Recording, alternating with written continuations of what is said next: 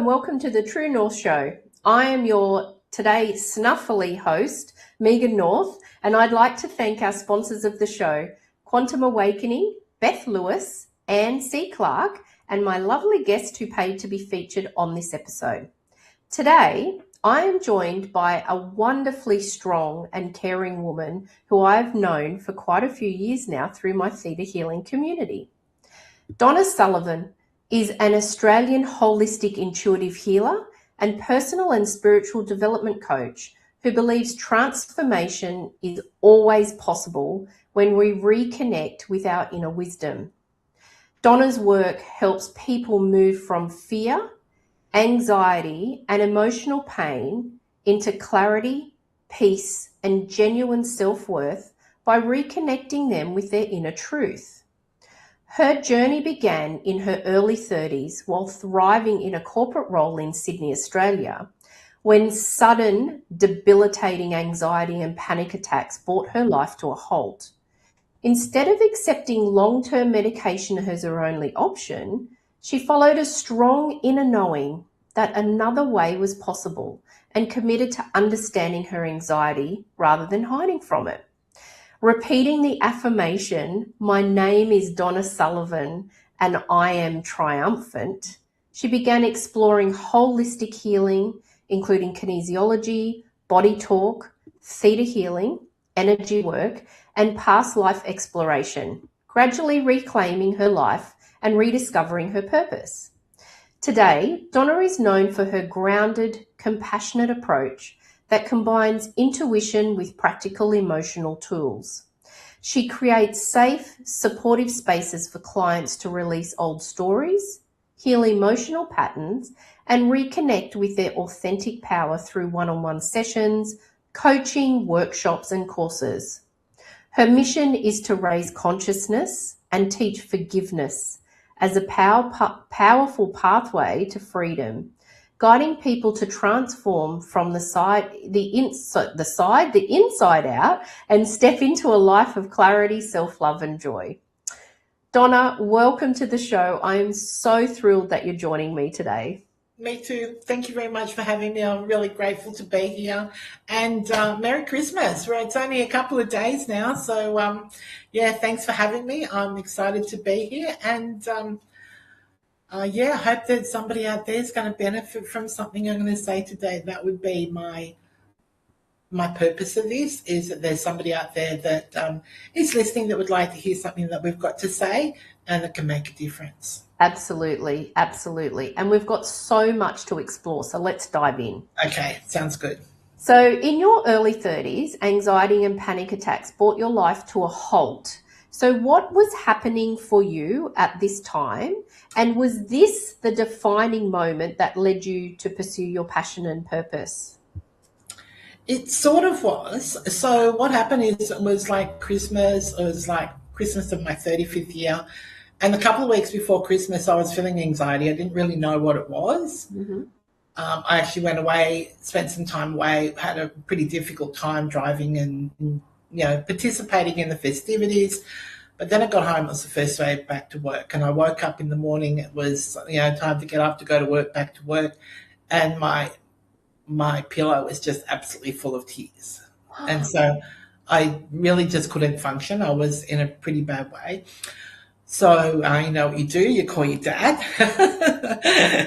because there's definitely no way that I was going to be driving that day. But anyway, we sat in a doctor's surgery for a couple of hours.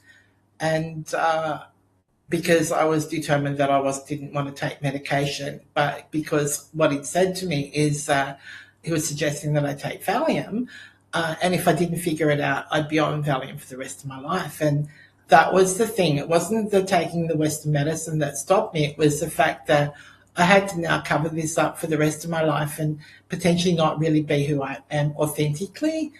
And that was a major trigger for me. So what I did is I did take the Valium for 7 days. I carried it in my purse for about the next 7 years.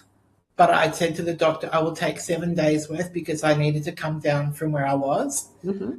So by doing that, I sort of stabilised myself, not a lot, but I did cope a little bit better. and then I just toughed it out. And I'm not suggesting anybody do that. It wasn't an easy journey, but it was about maybe within a year. I was out with the girls and I was feeling pretty awful one night. And I remember saying to my girlfriend, "Do I look okay?" Like, because I was just feeling quite anxious and everything. And she's going, "Yeah, yeah, no, yeah, you're good. It's all good." And okay, and we started talking about psychics and clairvoyance and everything. And then I had this recollection. I'd been to a psychic about 8 years earlier. A friend of mine was unfortunately dying of breast cancer, and she wanted to know how her only son was going to fare. So she actually asked me to go along just to support her. She didn't quite say it like that, of course, but she wanted some support. And I went, "Yeah, of course, I'll come with you." But little did I know, her taking me there was actually really, really significant because, amongst other things that have come true, this psychic in Paddington told me that I'd get sick in my 35th year and it wasn't life threatening. But if I didn't deal with it, I'd have it for the rest of my life. So that was like 10 minutes later. So basically, it was part of my divine plan. I'd come in with this. I'd come in to do this. And the reason I come in to do it was because I then needed to look back in my past and I needed to pull on all the information because I've been a healer many times before. And I needed to pull all that information back and I needed to get back to being who I was authentically, who I am. So that was when my journey began. And so I knew I was really quite psychic, but I didn't know back then that I was claircognient. So by being claircognient, it's just like a sense of knowing something. I knew stuff, but I didn't know why.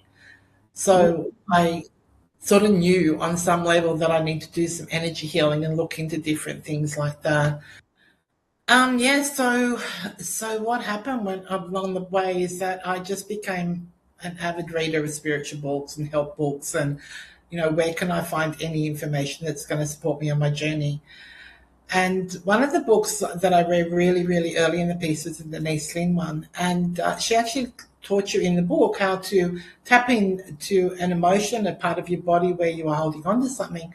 So I was sitting on the beach one day and I thought, okay, I've had this incredible fear of dentists. I never had a bad experience, but even as like a 5-year-old, when my mum took me to the dentist for the dentist just to open my mouth and check my teeth, this really, really good girl went on like a crazy girl. Oh, so So like I thought, where's that fear come from? yeah, Yeah. right. Okay. So I went in, I found out where in my body it was, and just to make sure I was tuning into it, she suggested to give it a color and a size. And so I just started feeling into it. And then I just got this vivid flash of this past life. And what I got is I'd been shot in the mouth, but with a gun. And that's actually where I was missing a tooth now. So I'd actually brought it in. So then I just knew then, like, then I knew I was like quite psychic and stuff. And I knew she was actually guiding me through this process, but I actually started waking up more. So even though I was still unwell and I was still going through kinesiologists and being supported there and always leaving feeling better and knowing that I'd taken a step forward, even though there were occasions where I'd take a step back. But so I joined a spiritual class here on the coast, and I was Raylene Cable. She was at the time she was one of Australia's leading psychics, and she used to always say to me, "Donna, the spirit's telling me you're as psychic as me." And I go, "Yeah, whatever." No. But I knew I got a lot of stuff right, so that was quite funny. And then she set me up one day. We did this class, and just like you do with the typical, past the present, with all the chairs back to back with the kids and running around, right? So we had, I don't know, 6 of us on this side, 6 on that side. And there was a new girl starting tonight. And so she had her sit right down the other end and I was sitting up this end. Anybody on this side, didn't see anybody walking in, so I had no idea who'd even turned up. And she said, "Donna, or everybody, I'm just going to introduce you to our new classmate." And Donna, I want you to tell me something about her. And I went, what?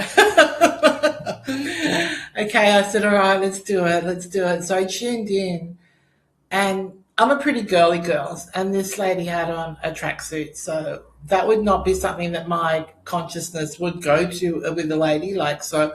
And I knew it was grey, and I knew it was a grey tracksuit top. But the thing that was interesting, and I said, I think she's got a bracelet on, but it's like timber baubles, and they're all like in a wrist bracelet.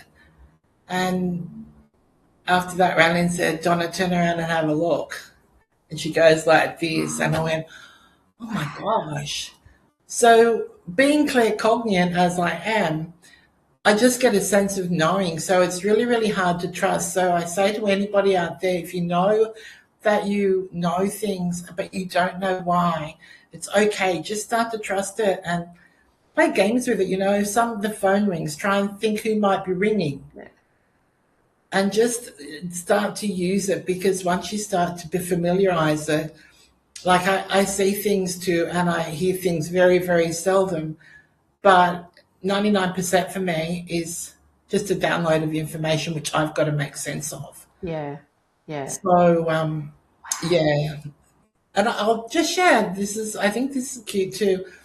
So two people in my family, and they were both under 5 when this happened. Like one was like 25 years ago. My nephew ran up the stairs when we were out for Mother's Day, and he said, Auntie D, can I have a Mentos? I said, how do you know I've got a Mentos in my bag? He said, I don't know, I just know. And what had happened, my girlfriend had been out the night before and put fuel in her car, and it was a 2-for-1 deal. And she said, here, Donna, have a packet of Mentos. It wasn't something that I would buy. So he just went straight up the stairs at this restaurant and said that. And then the other one is also my great nephew, but he was in his mum's belly when my father passed. Yet when, I don't know, he was 3, 4 or 5, and he said, oh, Mum, I just had a visit from Pop. And she said, because he only knows what he looks like by pictures. And she said, oh, what did Pop say? Pop said, the sun's out and we're going to have a nice day, which is the sort of thing a grandfather would say from the other side to a 3 or 4-year-old. Yeah. So, yeah. So we've all got the intuition, is what I'm trying to say. Yeah. We just need to trust it and have a lot of fun with it, because it's part of you. It's an innate part of you, and it's lots of fun. And I love that you give that suggestion of having fun with it, because I think that that's where you start to test with it and play with it, because then it doesn't feel serious either. It's not like you're saying you're going to predict someone's future or something. It's just have some fun and just play with it. Yeah, just play with it. Yeah. And I know I'm fairly accurate. Like, I'm very accurate when I'm tapping in with the healing. But personally, I don't like to do predictive. Yeah. That's just not me, because that's the energy of today. That's not necessary. I'm not saying it's not going to happen next month, because it might be part of your divine planning. You might stay in that energy. But if you don't stay in that energy, tomorrow can always be different. Yeah, exactly. Yeah, yeah. And so what was the book that you read that Past Lives, Present Dreams, but it's Denise Lynn, so it's Denise Lynn. Okay. But yeah, Present Dreams, Present Life. Okay. Present Dreams, Past Life, that's very, okay. I'm pretty sure that's it. Yeah, okay. Yeah. But yeah, and it's a really good book, because it actually just gives you like step by step just to practice. And I think it's from the 1970s, 1980s. Wow. But it's a really good book for you to learn how to trust. And like I say, you can just play with it. Yeah. And just, start to trust yourself is basically what that book supported. Yeah, love that. And so, so when all of this anxiety came to a head for you, you're working in a corporate role in Sydney, Australia. And so now you're not working in corporate and you're working with clients and you're working in different modalities. So do you think, so once you started to get a handle on the anxiety, did you then continue in your corporate role, or did you step out? Like, when did you step out and start to then pursue this other avenue of woo? Yeah, look, I actually stayed in the corporate for, well, for a long, long time. I always knew it was something I was going to do when I was older Yeah. or retired or something. And I just knew that I'd know when the perfect time. And I have to say, COVID was the perfect time Ah, okay. because I always felt like, so I was always doing it. I was always doing healings. And I guess on some level, I'd always been a bit of a personal development coach sort of personality. So I'd probably always been quite supportive of people, but I just knew when the right time would be. Yeah. And there's been so many people that have been set back, whether it's emotionally, physically, or spiritually, from that period of time. So that to me was the perfect thing. And I love doing courses because I would like people to actually learn how not to get unwell, whether it's emotionally, physically, or spiritually, instead of waiting Yeah. to get unwell and then let's fix it. Not that there's a problem with Yeah. that. And I guess the thing that I would say now for anybody who's having anxiety out there or some sort of condition that they're really struggling with, there will be everything's healable. I'll say that first. That's my belief, and hopefully others can choose to believe that. But when you realize why you got what you did, attracted what you did, whatever your belief pattern might say, I am now so incredibly grateful for panic attacks. Yeah. And it was difficult. I wouldn't put it on anybody, but I learned so much. And this was something that would come up in Raylene's class. Like I'd ask Raylene something and she'd go, Spirit's telling me I can't tell you. Uh, But you tell everybody else in class everything they want to know. And she said, they're telling me you have to find it out for yourself. yourself. And the reason being is that I was writing a book and I've been logging everything that had happened. So I needed for it to become authentic from me and from my experiences, not because somebody told me. Yeah. And Yeah. once I got that, I was going to sort of bring it on because I wanted to learn more. Yeah. And it Yeah. wasn't that I wanted to get out of it the easy way. I just wanted to have clarity and understanding. Yeah. And I also feel like, too, is that when we've been through things, particularly as a healer, there's a certain level then of relatability that we can relate to our clients because we not completely understand what they're going through, but we can relate to what they're going through. And I find that that then helps us to be better healers. Absolutely. And I think one of the things that I notice is quite often when I'm doing a healing, I see the person's face change. So I'll actually know that it's come from like a belief around 5 years old or maybe a teenager. Like it's just this really, really quick moment where I see them go back to when they created that belief that's holding them back. And Yeah. I just love that because I go, oh yes, there it is. Like I Yeah. know what to work with, what to work around. Yeah. And Amazing. I that's love that's that. really I love that. Yeah, beautiful. And so on your journey, you made an interesting discovery about what anxiety and fear represents. Can you share that with us? Yeah, so anxiety is about fear of the future, and depression is unresolved trauma or whatever it might be. It doesn't necessarily have to be trauma, but it's something that's unresolved from your past. Yeah, But obviously, you've taken it on to the point of trauma yeah, because it's affected you so greatly, but it doesn't necessarily have to be a trauma situation, but it's something that's really, really got to you on a very deep level. yeah, yeah. I love that. I love that because it's about then being really present, isn't it? It's about just Mm, being in the moment that's because right. that's the only time that we can technically control what's going on is Absolutely. right here and now. And I haven't thought of this story for a long time, but I'll share it because I just love it. And there's going to be a few people out there going, no, but I'll share it because I just absolutely love it. So when I was at my sickest, I struggled to go over bridges. So I could go over bridges driving fine. Like I wasn't doing anything wrong, but the anxiety within me was quite torturous. And what I learned, somebody along the way said to me, ask the angels to let you drive over the bridge on your own. Didn't matter, peak hour, pinball, 8 o'clock in the morning, I'd go over this bridge on Lane Cove Road. It was, and it really wasn't a bridge. It was just 100 meters long, if what that. But that was enough for me to really struggle. And seriously, I might get the odd car that might whiz past me, but by the time I got to the bridge, even in peak hour traffic, there was 3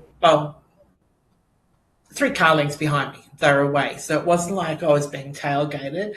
And obviously I would go a bit slow because I was feeling, and so I'd left a little bit of space in front of me.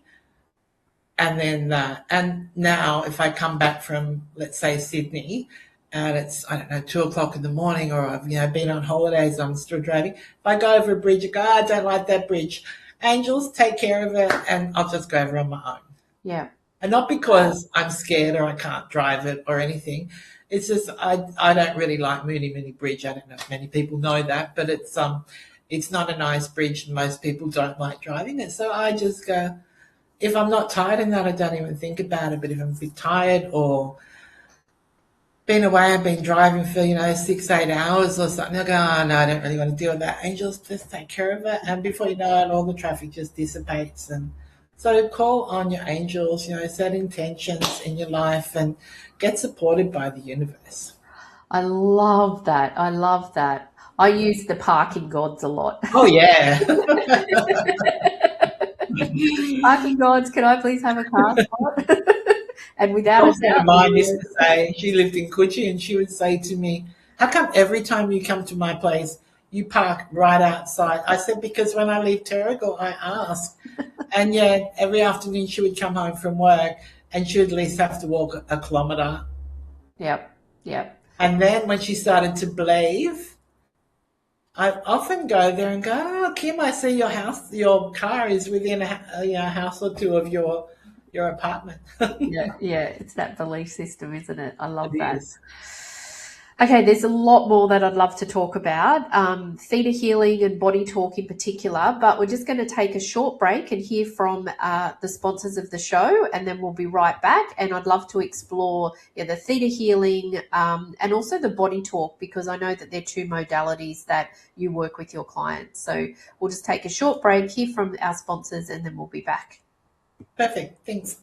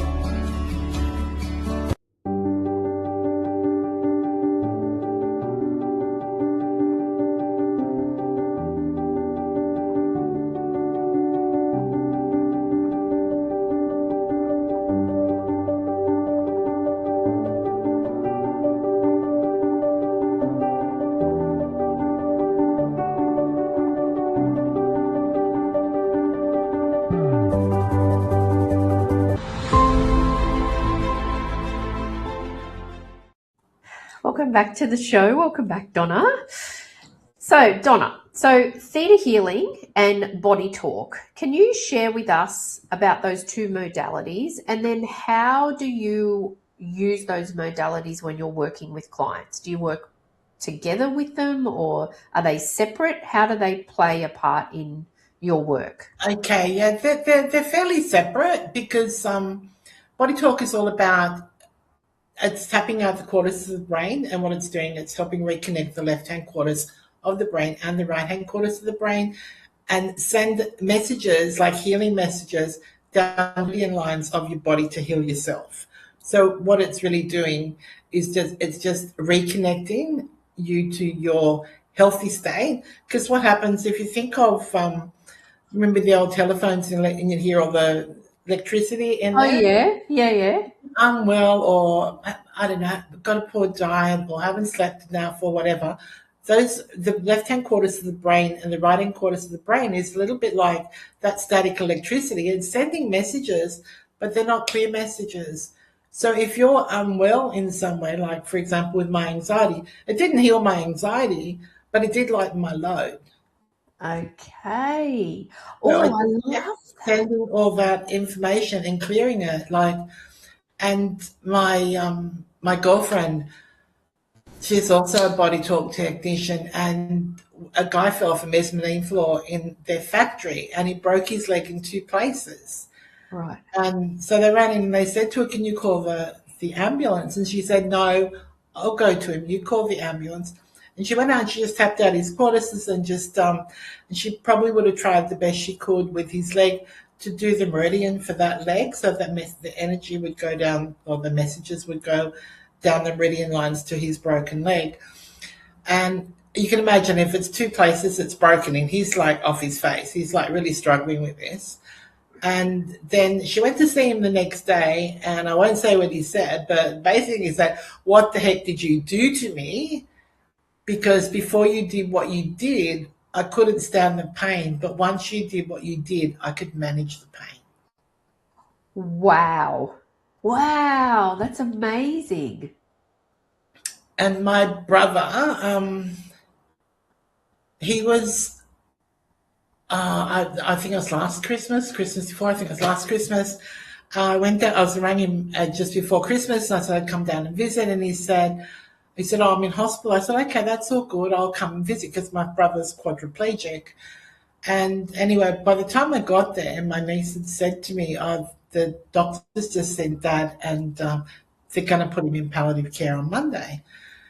And I went, "Okay, well, I'm a healer. Let's see what I can do." So I went in to see him, and basically what had happened is he'd stopped peeing. He's also on dialysis, so his body's not in the best place. Yeah. And I went, "Okay, well, I should be able to do some body talk with that." And I'll put water in the navel because that's where you're connected to your mother. And so that part of your body recognizes and will flush it out. And still you're going to connect and you're asking the brain to send the messages down the meridian lines. And it's not a difficult process. So because I'm only a technician, I'm not a practitioner. This is just a 1 day course, but I use it all the time. And so I was teaching my niece, she was 16, what to do when I left. And anyway, we did it about 5 or 6 times that day. And then I headed off home about 6 o'clock.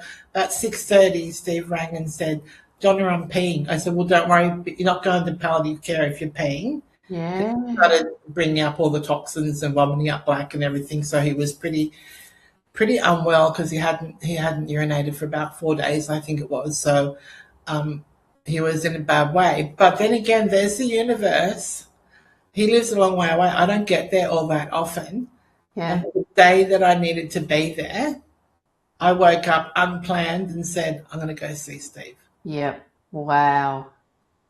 Wow. Isn't that beautiful, that divine guidance? Yes. And that you trusting the knowing that you needed to go Yeah. and see And him. I hadn't even thought of him the day before, which is ironic. It wasn't like I had this loose plan that maybe I might go and see him on the weekend. I Yeah. just woke up that morning and thought, "Oh, I'm not doing anything. Good opportunity to visit Wow. Steve That's and his amazing. family." Wow. And so theta healing, how did you come across theta healing? Wow, this is a crazy one. I don't know why I went to theatre healing. Truly, I didn't. I knew I was becoming more spiritual, and I was trusting more, and I knew that energy healings had created a great benefit for me. But I didn't expect that I would do more than the beginners class. Now I've done like I don't know 15 courses, but I didn't expect that I would do it. But I wanted to go and find out more about it. So anyway, I turned up, and just before we get into that, I'd actually been going to chiropractor about every 6 weeks because my hips were rotated by about 30%. So it wasn't painful or anything. It was just that when I'd walk like 500 meters or more, the more that my hips were rotated, the more exhaustion I'd get. So just walking from St. Leonard Station up to class, I was like pooped. So anyway, I'm in class, meet Mark and the fabulous team there, and I think her name was Holly, and Holly knew nothing. So I knew a little bit about energy healing. She knew nothing. And so the first thing we were asked to do was bring some energy down to see whether we'd hold on to a healing. Like that was just blew my mind away. And so when we did that, then I said, well, I think I should work on my hips. Like, let's do that. So anyway, we worked on my hips. Within an hour, my hips, and I've never ever been back to the chiropractor for my hips. Wow. I've been once in a blue moon for like my back or whatever, but it's probably 15 years or more now, and I have not been back once for my hips. And that was all about me moving forward with my book and not judging myself, because your hips are all about not moving forward. Yep. And first it's your feet, you're not moving forward, so you might, I don't know, sprain an ankle. Then it's your knees. And then if you're really not listening, it's your hips. There's so many hip replacements as we get older because we just go, oh, no, that's not what I'm thinking or feeling, or that doesn't sound true to me. Yeah. And no judgment there. We all have our different journeys. Yeah. Yeah. And so when you're working with a client, is it then you tuning in to your intuitive knowledge of, do they need some body talk, or is it theta healing, or is it kinesiology? Like, is it all of it?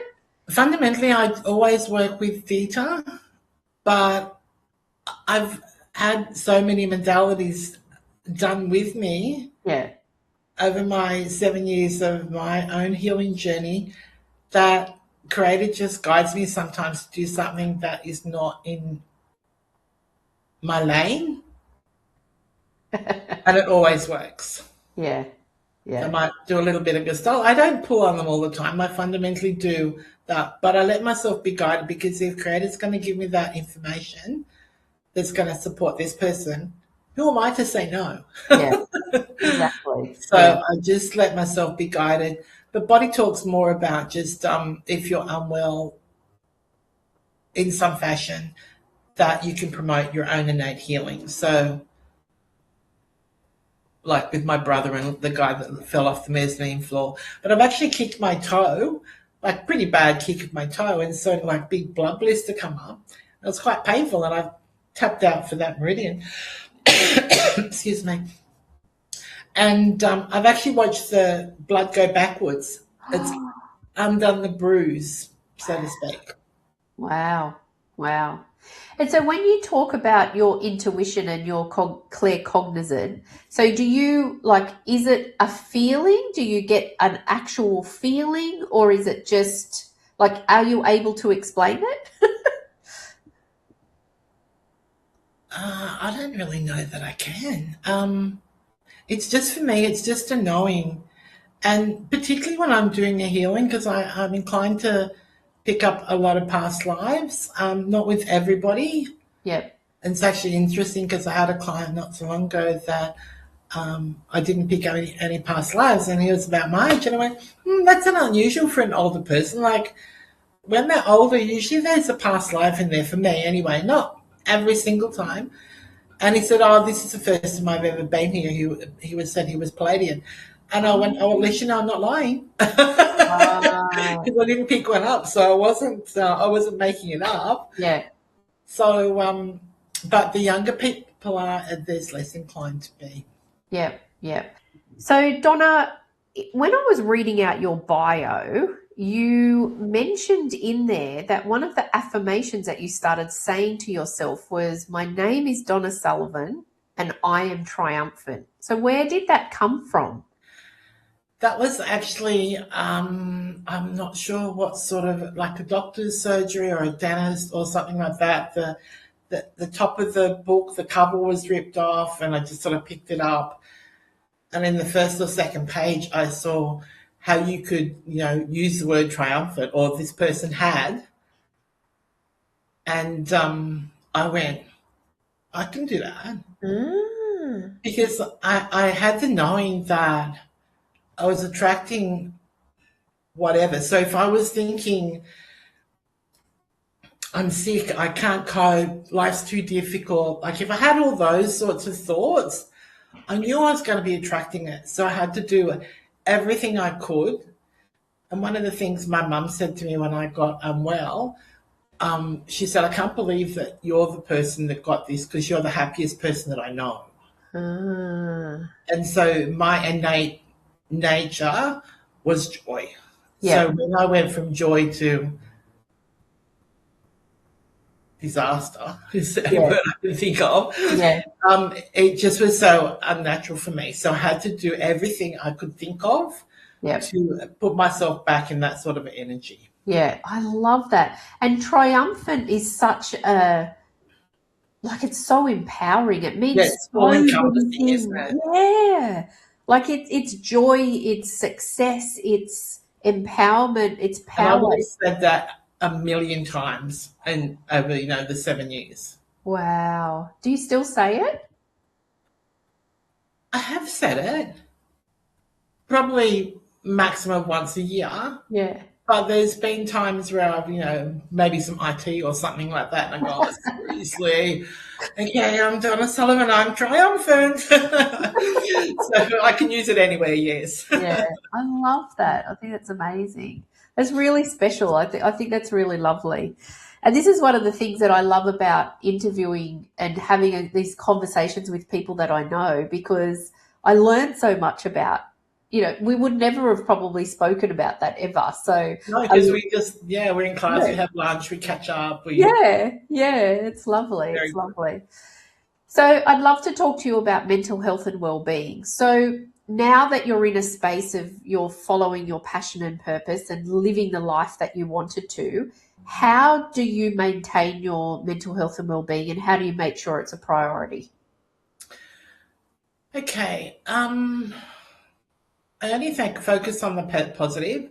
I'm fortunate to be a healer and be in a large community. So if I have a flat spot or I feel like I've got some stuck energy around me or something isn't moving like forward the way that I want it to, that I have the benefit of this big community.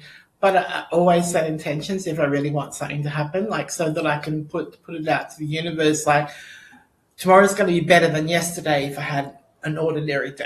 Yeah, yeah, Haven't quite got that yet, but I know I will by tomorrow. Like, so yeah, even if it's something that you're a bit stuck in, or ask the universe, like, creator, what's my next step? What's my next step for my business? yeah, What am I supposed to be doing now? And I yeah, don't do it every single day, but whenever I'm feeling like I'm not moving forward the way that I feel that I should be, yeah, then I go, okay, I need to get back. Obviously the grounding's really important. yeah, And then there's forgiveness. Like that's the most empowering yeah. of all. Forgiveness of yourself is such an empowering thing, isn't it? Absolutely. Like I remember like years ago, like I always found it really, really easy to forgive. It didn't matter what the person had done. I could just pretty well go, they're having a bad day, or it's not my responsibility the way they feel, Yeah, that sort of energy. But and I just instantly forgive them. But when there was the significant ones that I'd forgiven, and I did that really easily, like I didn't want to hold grudges. It wasn't my personality. But what I did find out, like decades later, is that when I realized that when you forgive yourself, because if you've had a situation with somebody that's been unpleasant, you actually chose to be part of that conversation or that space, whether it's from a past life where you've chosen that to come in and do that again. yeah. So what I find is really interesting as well in relation to forgiveness is that it's just such an empowering thing that you can do for yourself, because it just creates freedom. Like it gives you freedom and Absolutely. instant freedom, isn't it? Absolutely. And the funny thing is, like, a lot of people will think, oh no, I've forgiven that person, I'm good. And then all of a sudden, it's not that person that's the trigger, but it's that emotion that person caused. Yeah. If that emotion gets triggered again, even though it's your boss or your partner now or whatever, that emotion has been triggered again. But once you've actually forgiven yourself, you release yourself from it completely. So that Yeah. trigger's going to now be gone. Yeah, yeah, yeah. Oh, that's actually a really good perspective to look at it as well, because sometimes we may have forgiven the person or the situation, but maybe not really tuned into the emotion that was connected to that. So, Mm. yeah, that's really good. Yeah. So, Donna, you talked about your brother Steve a little time ago. So, you said that he recently shared a story about his journey to the other side. So, what happened? What was that about? Yeah, that's a fabulous story because, like, particularly from my line of work and my passion and my interest, you would have thought that I would have asked this question of him decades ago because he's been quadriplegic now. I think probably 28 years. Okay. So half of his life he's been, well, just over half of his life he's been quadriplegic, and so I think it was last Christmas actually, and I said to him, so it must be the Christmas before he had that, and then last Christmas I said to him, Steve, I never asked you, when you were in the coma for 10 months, I said, did you ever go to the other side, like go down the tunnel and that? And he said, yeah. He said, oh, but I wasn't telling anybody. He said, like best part of 30 years ago, they would have thought that I was insane. Like I'd been in a coma, I woke up, I couldn't speak, I couldn't see. All I could do is hear. Could you imagine if I told the doctors or something that I'd had a chat with somebody on the other side? He said, no, that I wasn't going there. And I said, so what happened? And he said, well, all I can tell you, it was a man's voice. So he doesn't know who it was, but it was a man. And the man said to him, you don't have to go back. You can stay if you want to. And he turned around and said, no, I have to go back. I've always wanted to be a dad. So when he came back, he was quadriplegic. He was. They didn't think that he'd be able to have children. Yeah. He was the most disabled person at that point, so 20 odd years ago, to be able to have his own housing commission place where a carer would come in the morning, get him up, he'd get him into his chair. By that stage, his fingers were working, and he could at least say a sandwich. He couldn't cut up a steak or anything, but he could potentially clean his teeth or get his hand to his mouth.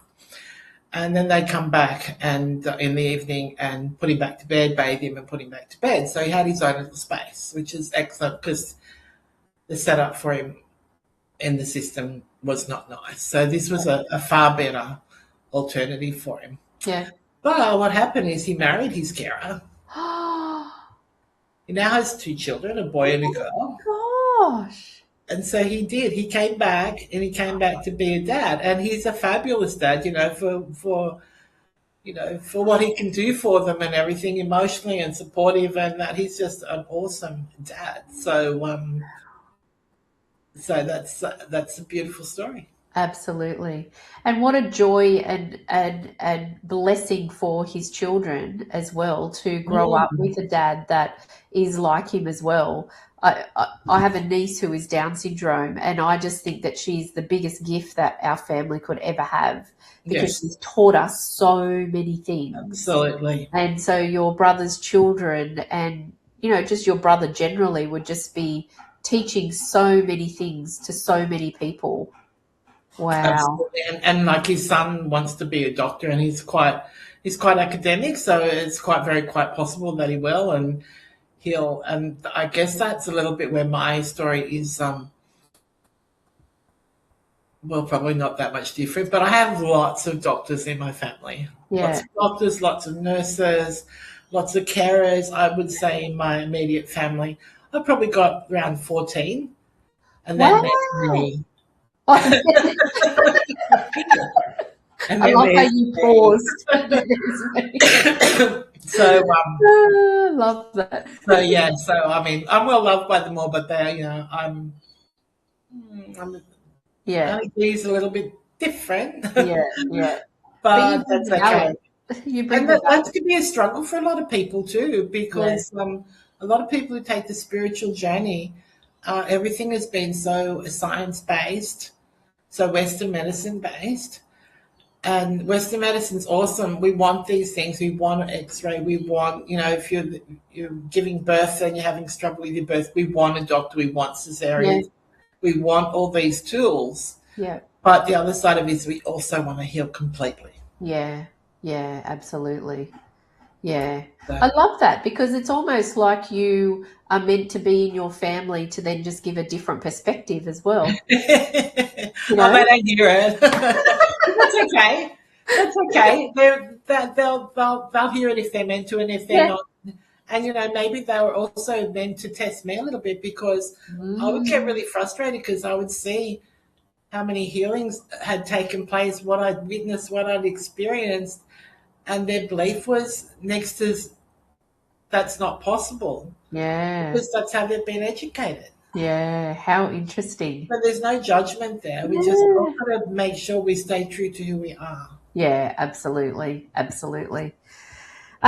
So you're probably going to be surprised when I say that. Can you believe we've only got a few minutes left? Really, I told you the conversation fabulous. goes so fast, so fast. So I'm going to ask you the same question that I love to ask all of my guests before we finish our conversation. So what is one lesson or truth that you've learned on your journey that you wish you had known earlier? The forgiveness, we've already discussed that, but I would suggest to anybody, if you've forgiven somebody and haven't forgiven yourself, now's a really good time to do it right this moment. So that's definite. Don't let anybody make you feel less than because it's not your story, it's their story. Oh, wow. And if you're letting someone make you feel less than, you're actually choosing to step out of your joy. Whereas they can have their opinion. Yep. That's fine. Everybody's got the right, but don't let it affect you. Let it be. Let Yeah. it be. If they're having a bad day, they're having a bad day. And then forgive them. So Yeah. you can move into tomorrow and just have the peace of tomorrow without having to hold on that judgment.